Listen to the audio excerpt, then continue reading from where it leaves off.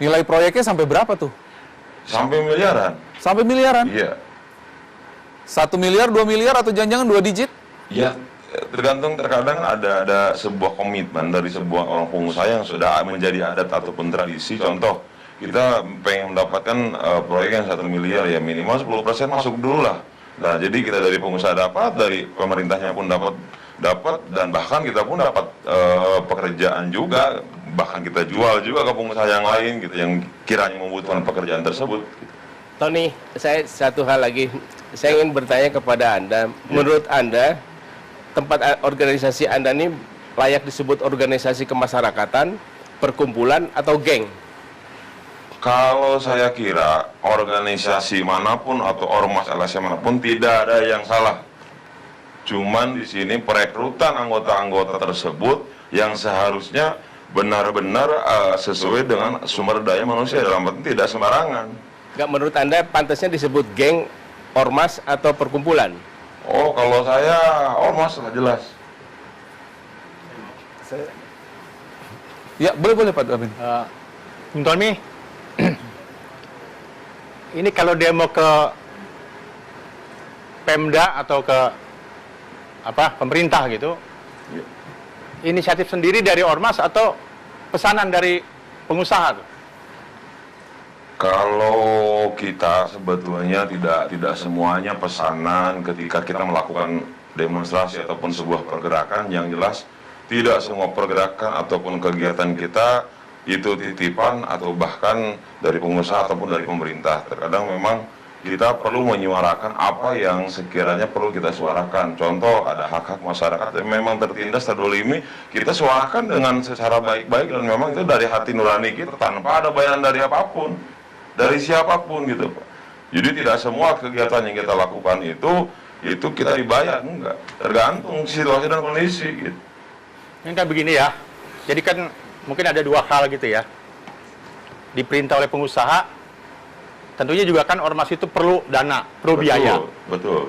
Saya juga sering mendengar atau melihat tanpa disuruh tuh ormas demo ke Pemda gitu. Dengan harapan apa? Dia dapat proyek langsung, biasa begitu. Setelah dapat baru dijual, bener nggak itu? Iya. Ya, ujung-ujungnya ketika kita mengeluarkan itu entah energi, biaya, waktu dan sebagainya, apa sih yang kita cari? Terlepas mungkin ketika ada sebuah permasalahannya memang kita harus angkat sampai tuntas, kita angkat. Tapi ketika memang permasalahan itu masih bisa diperbaiki dan sebagainya, adapun timbal balik pihak pemerintah mau mengasihkan itu berupa bentuk uang ataupun berupa bentuk proyek, ya kita terima. Jadi alasannya apa tuh? Ya pemerintah ngasih kepada ormas proyek itu, alasannya apa tuh? Ada beberapa alasan. Yang satu mungkin karena mereka merasa ketakutan. Pemda merasa ketakutan karena mungkin ada sebuah permasalahan yang memang kita angkat dan itu jelas kasusnya dan A1 dan sebagainya. Dan yang kedua, itu mungkin, jadi Anda itu dalam tanda kutip sebenarnya memeras juga dengan menakut-nakuti supaya dapat proyek dong ya? ya sebetulnya kalau dibilang memeras menakut-nakutin sih juga enggak. Cuman terkadang memang kesannya itu seperti itu. Tapi kan Anda tadi bilang bawa data, misalnya nih, saya mau ke Pak Budi, nih saya punya data loh, Anda transaksinya mencurigakan gini, ujung-ujungnya Anda minta proyek gitu kan, maksudnya kan? Saya kira kita harus duduk persoalan dulu Pak, mohon maaf Pak Toin. Jadi setiap organisasi yang disebut organisasi masyarakat itu yang menundukkan diri pada Undang-Undang 17 misalkan, kan ada ADRT-nya, ada aturan main untuk ormas itu sendiri. Undang-Undang Dasar Ormas itu ada ART-nya. Ada nggak hal-hal yang tadi dikemukakan? Kalau itu hanya semacam perkumpulan, geng, itu ada juga, itu berserikat berkumpul untuk tujuan tertentu. Geng motor juga ada itu. Dan itu ketika di ruang publik, ranah dari peraturan-peraturan seperti KUHP sudah bisa diterapkan langsung. Tapi bagi ormas yang tidak sesuai dengan ADRT-nya, ketika menyimpang dari kegiatan yang tertuang di dalam ADRT-nya, maka didapatkan sanksi dari... Tapi kan apa yang dipaparkan ini ada dan nyata tuh Pak.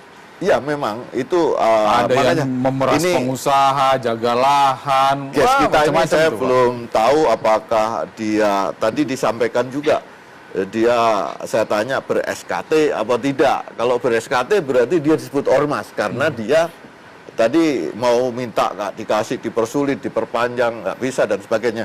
Ini saya berasumsi dia belum didaftar, berarti belum bisa disebut ormas, tapi kelompok sebuah kelompok. Coba kita tanya, masyarakat. Ormas Anda itu terdaftar nggak sih, Mas? Tony? Jelas terdaftar bahkan di Kementerian Menhumkam pun dan sebagainya kita terdaftar.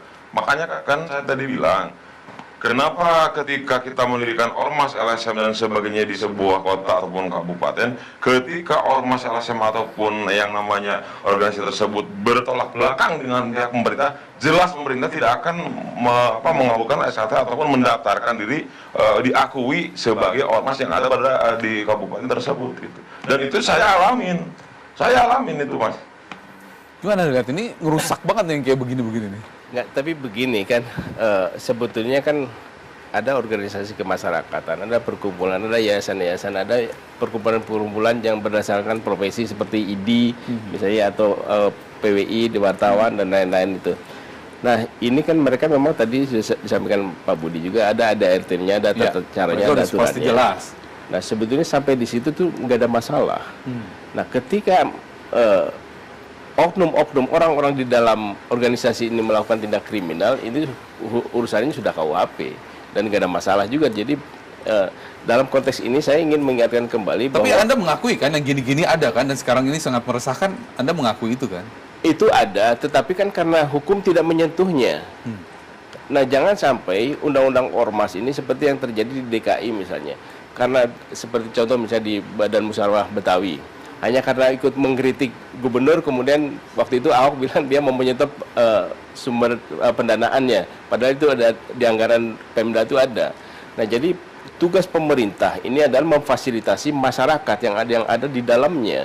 Jadi dan syarat untuk kita kembali ke masalah kenapa ini ada nih, kan karena kita masuk ke negara demokrasi.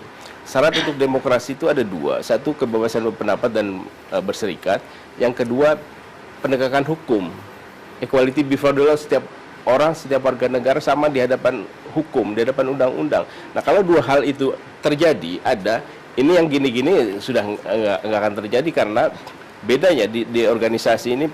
Kenapa masyarakat ini perlu berorganisasi?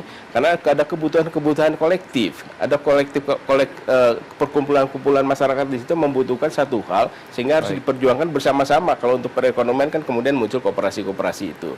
Nah jadi mengenai masalah ormas terus bertumbuhan ini sebetulnya apa? Artinya apa? Artinya partai tidak bisa menampung aspirasi masyarakat sehingga masyarakat harus berkumpul sendiri. Jadi ada persoalan yang lain. Nah kemudian kalau ada alasannya ada ormas anarkis, kemudian pemerintah membuat mereka yang undang-undang untuk membubarkan ini, menurut saya ini salah, ini sudah melawan demokrasi. Jadi kalau memang ada masalah, ada tindak pidana, ya urusannya polisi dong. Baik. Kalau saya gini, Sebentar Pak, di segmen berikutnya pertanyaan kita adalah siapa sih sebenarnya backing mereka? Dari mana mereka memperoleh dana sehingga kemudian eksistensinya bisa bertahun-tahun dan bahkan ditakuti? Nantikan kami saat lagi, tetap bersama kami.